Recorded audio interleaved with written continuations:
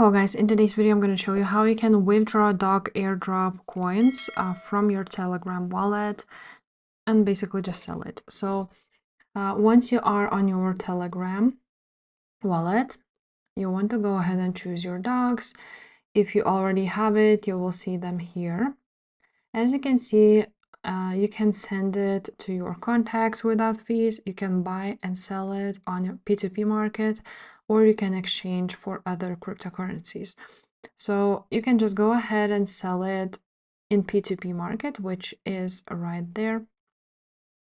And you can click sell, choose a cryptocurrency dogs. And for now, there's no options, but you can go ahead and do this later.